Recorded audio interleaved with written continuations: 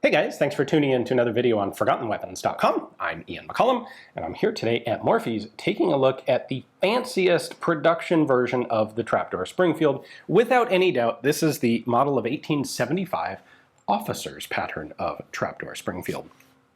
And it is a super fancy gun. This is essentially a high-end sporting rifle, but manufactured by the government arsenal at Springfield, specifically for commissioned officers and particularly high-ranking civilian officials. Now, the reason for this is, of course, well, before 1875, when this was adopted, Springfield was still the main government arsenal manufacturing guns for the Army, especially during peacetime.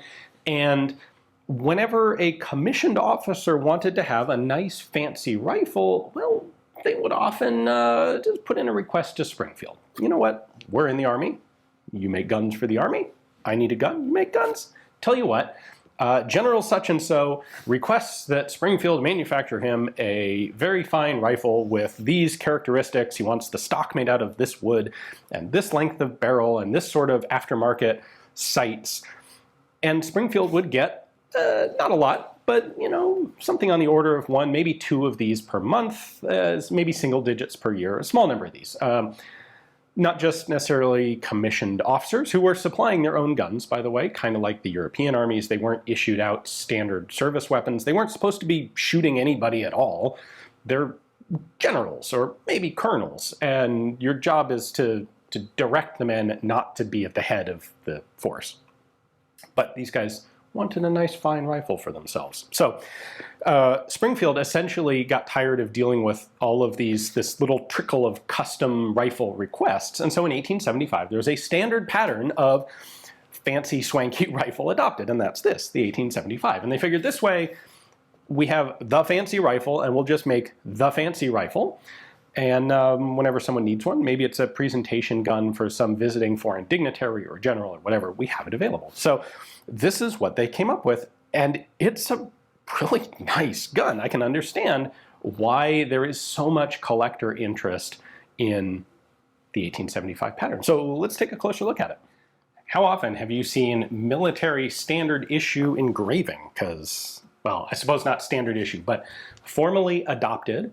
These 1875 trapdoors have all sorts of bells and whistles, including not the world's fanciest engraving, but really quite nice engraving on block plates, the blocks, the receivers, the trigger guard. Like, it is a very nicely finished rifle. So let's take a look at all the bells and whistles. We do have a marking on the left side of the stock here. That is SWP and a date of 1881. SWP was Samuel W. Porter, who was the inspector at Springfield at that time. Starting out at the front here, we have a commercial aftermarket front sight by a company called Beech. When folded up, this gives you a nice protected post.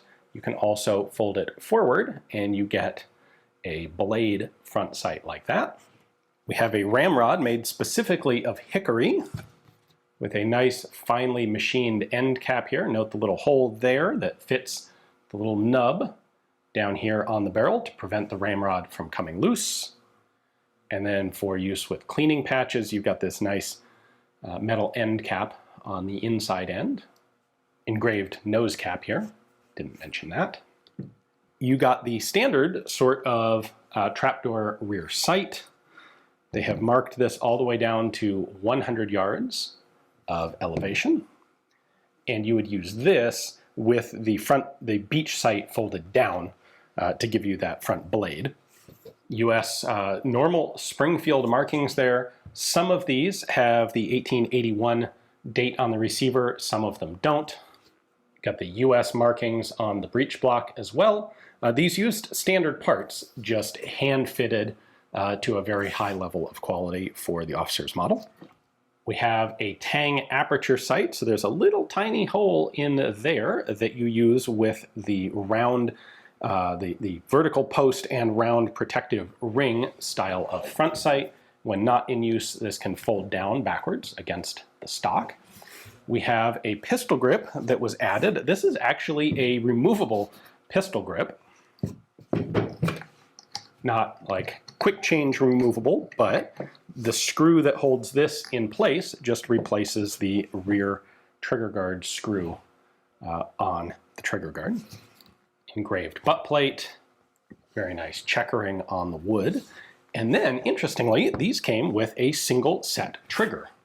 So the regular trigger is just cock the hammer and pull the trigger, and it will fire. However, what you can also do is cock the hammer and then push the trigger forward like that. And you hear a very slight click, and then it requires just the tiniest bit of pressure to fire. So you may have seen double set triggers where there are 2 triggers on a sporting rifle like this.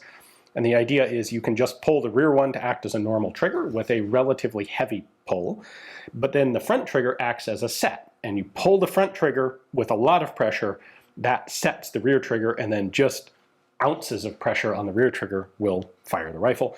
This is a similar design. It's called a single set trigger because there's only one, and you push it forward to set it.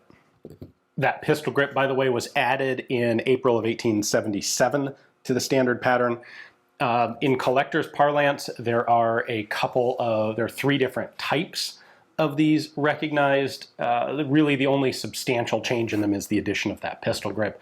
And there was never any formal recognition of a change in the pattern of the rifle, just the sight configuration changed slightly. There were a couple different patterns of this rear tang sight that were offered.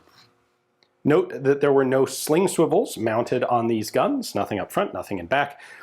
It would be so uncouth to carry this thing on a sling like a regular infantryman. That would just not be, that would not do.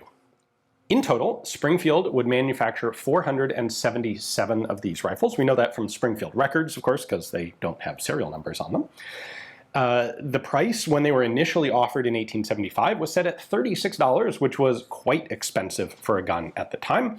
That changed in 1879 when they dropped the catalog price to $27. Also in 1879, interestingly, regulations changed and commissioned officers became eligible to draw standard service weapons if they wanted them. So if you wanted an army rifle or a carbine or a revolver, as a general level, well, as a commissioned officer, not just generals, but commissioned officers could just draw those from regular stores. And so that kind of dampened the interest or the necessity in a gun like this. The last recorded sale took place in 1900, and eventually the ones that were left, because of course these weren't made to order, they were made in batches and kept in inventory. The ones that remained were sold off as surplus.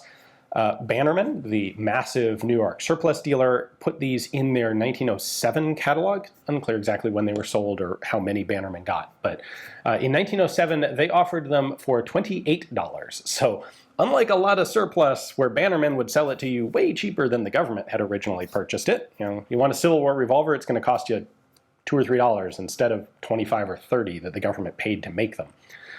These things, no, these are more expensive than what the government was charging. Only by $1, but these were very fine guns. They were not used, they were new old stock, and they commanded high prices even as military surplus. So I totally get it. This is a gorgeous example. A big thanks to Morphe's for giving me access to this one to film for you guys. Hopefully you enjoyed the video. Thanks for watching.